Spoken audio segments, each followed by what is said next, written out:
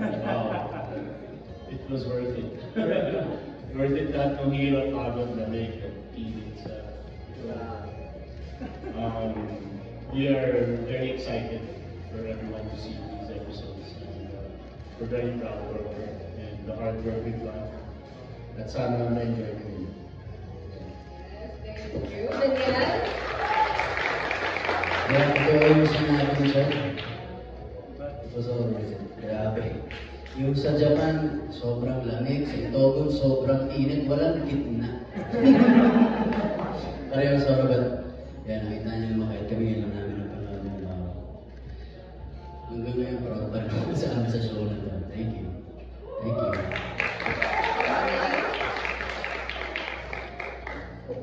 While watching the trailer, parang nung mga times na shoot namin yun, hindi namin alam kung everyday laging pinapataas yung intensity ng action stunts, yung weather. And like while shooting that, lagi namin tanong na kaya ba ba to? But everything, kapag napanood mo na, worth it talaga lahat yung pagod and everything. Yeah. And how about you, Anthony? Wala namang frostbite na nangyari. Wala naman. Pero yung mga, yung bangs ni Kyla, iba-ibang weather din na experience. Yung malamig na siya. Pero yun, sobrang worth it nung lahat. And syempre, kita namin yung hirap at ginhawa ng isa't isa sa amin kung paano namin ginagawa lahat na may mga times na basa na yung mga paa namin, pero tuloy-tuloy pa rin kami, di ba? Ayun, Paano pa ang nabasa? Saan ko lang yun. Pero ayun nga, yung hirap at ginhawa, parang sobrang sulit niya. Okay siya. As in, nung una, nandun kami parang, ay, ba't direct? May mga ganun questions. Pero nung napanood namin yung trailers, hindi ko in-expect na ganun talaga yung habulan sa jet ski, di ba? Ganun pa pala. So, yun, sobrang amazing na. Nakakatuwa. At sobrang nakaka-proud na parte pa rin ako ng show na. Sana di ako mamatay pa rin. How about you, Kyla? Nag-survive naman ni Banks ko.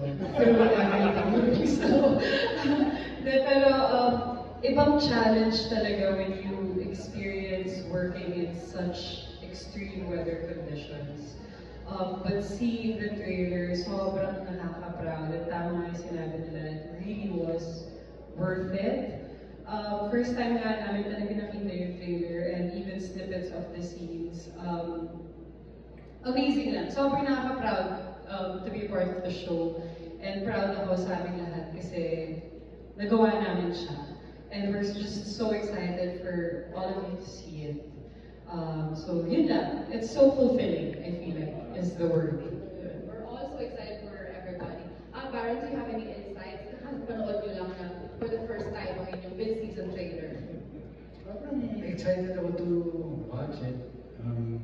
Kasi habang nasa Japan naman sila, mag-intercut siya dun sa pag-save ko dun sa family ko. So, exciting. So, makikita na tulong-tulong ng bakbakan sa Japan.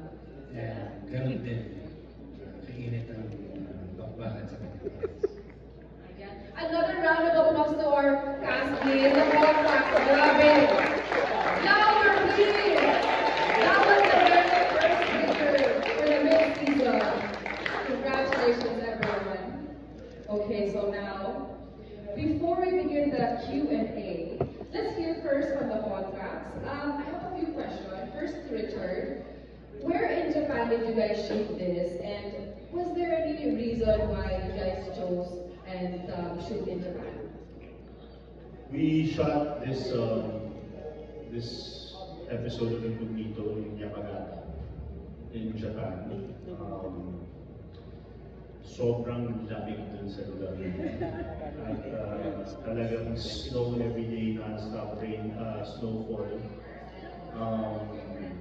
If you're gonna ask me kung bakit to, Yes, bakit? well, hindi ko alam.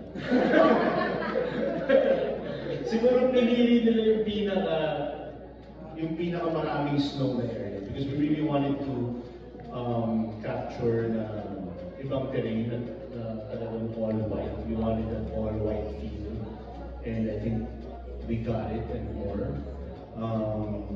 Every day talagang non-stop yung snowfall. Na-experience namin legit na snowstorm. Legit na snowstorm. And you know, hats off to our crew. Kasi yung crew namin talaga sobrang hirap din ang pinagdaanan nila, you know, managing all the equipment, you know, the cameras, the lenses, everything at the same time in that kind of weather condition. Talagang it was challenging for everyone. Every day, we were tested every day. And, you know, we were able to do it as a group, as a unit.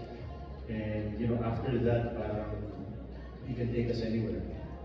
That's a type of experience that after that, kahit saan nyo ako dalhin next. Ay, grabe. Direct. Biglang ikaw ng next.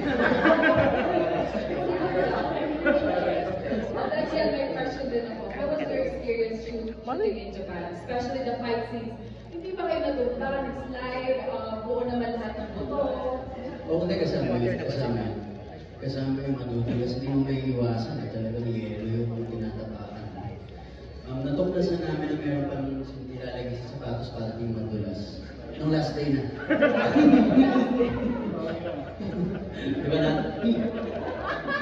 Di, pero okay lang. Kasama yung kahit sa, di ba, pagka tuloy-tuloy yung action, kahit madulas ka, tuloy-tuloy pa rin. Kasama yun, kahit sa totoong buhay, nangyayari yun.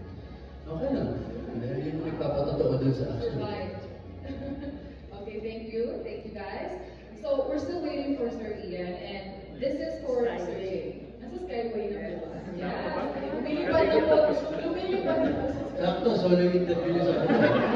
Kasi ka tractor dumarating pagka... Lumilipad na po siya. Okay, this question, let's start the Q&A, guys. This question is for Sir Jay. Sa tinatakbulang kwento ngayon, side missions ang ginagawa ng grupo. Pagdating ba ng mid-season, makikilala na ba namin si Elcano? And can you give us a little bit of a tease sa abangan ng viewers?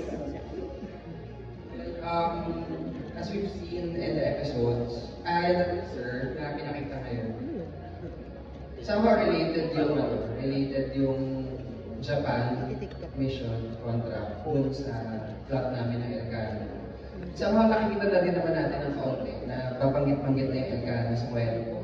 But I wouldn't want to give too much away about the plot of Elcano because that plot is going to affect the lives of everyone.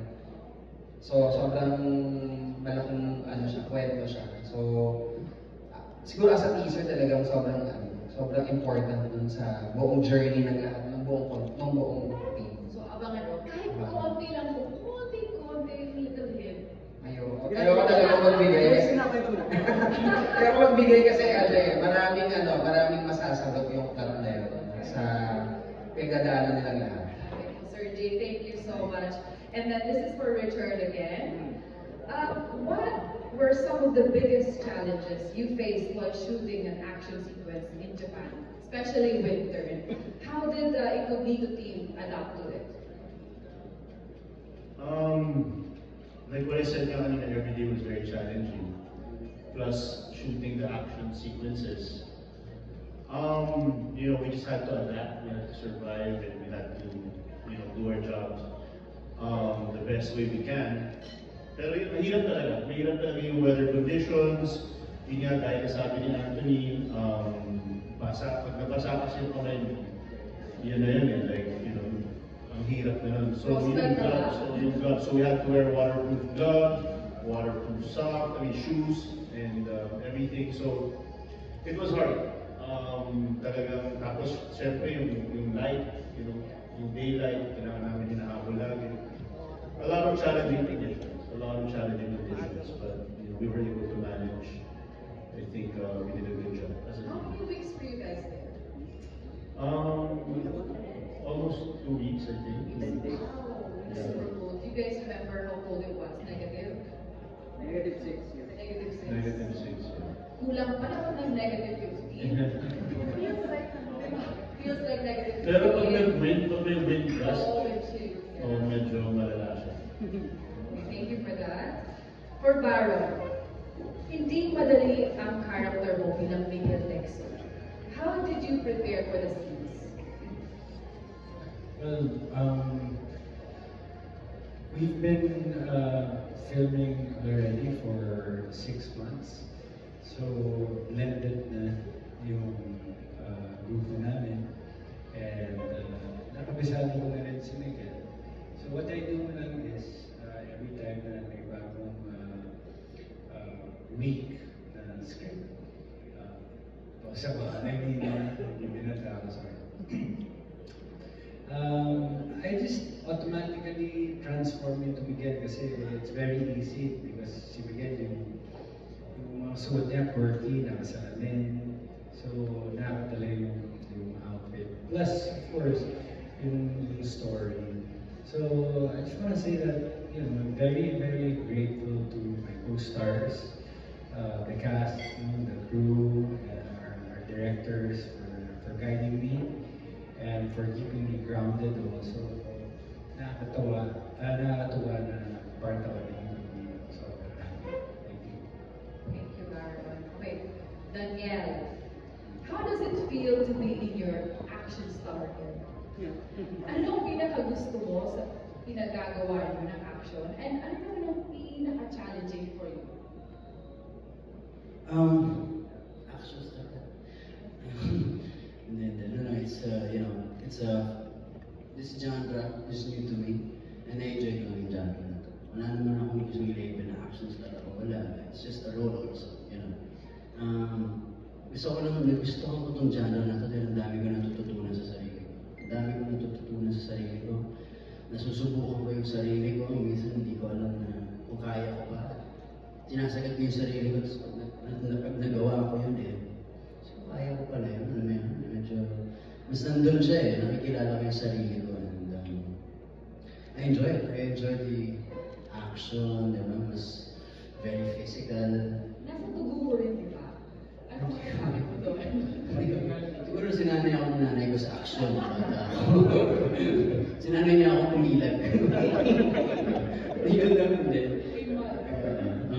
Siguro sa tulong din ng director namin, at mga kasamahan ko rito, Richard, at siyempre sa gabay din ng mga magulang ko at mga uncle ko, natututo ng konti. Thank you, Daniel. Okay, Anthony, my question is, sa dami na ng pinagdaanan nyo ng cast, sa iba't ibang mission ninyo, ano yung pinaka-memorable for you? Memorable? Marami kasi parang halos lahat naman kasi memorable. Pero siguro yung hindi kasi sa Japan, wala si Kuya Bars. So Italy for me siguro. Kasi kami pinaka-complete. Ito ako. Okay na ako.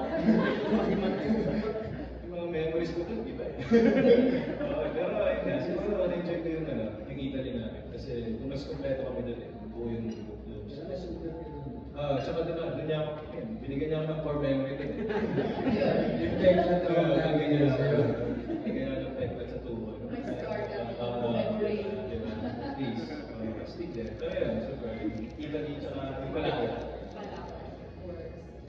Okay, for Kyla, kahit na action ang serye, hindi makakalampas na siniship ang character mo sa characters ni Richard and Daniel.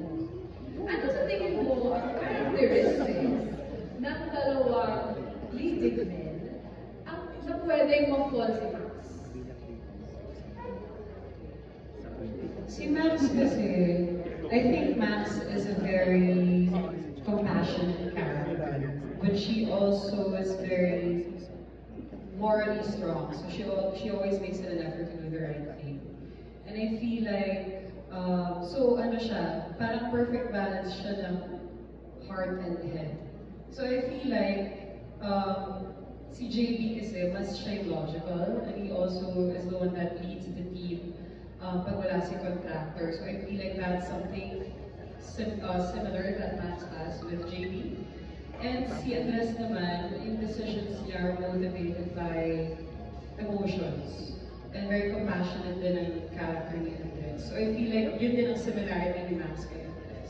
So I feel like if I were to think about those things that they have in common, siguro yun yung performance was strong bond with Max and JP or Max and Andres. Actually, marami nanonood ng young girls and actually really love your character. Do you have anything to give advice to the young girls who aspire to be a Max someday? Sila magpapams.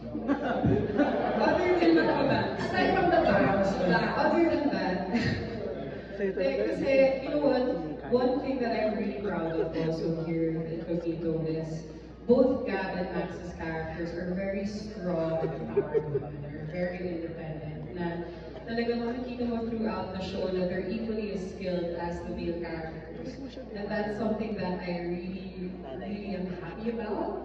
So I feel like, hopefully, I hope, diba, seeing Max and Gab's characters, I hope inspires young girls to have that same, or to feel empowered and to be inspired, to be independent and to be go-getters and to go for what you want and to have that fearlessness about Max and Gab. So siguro yun lang. I feel like it's about being fearless as well, being brave, and owning and embracing that.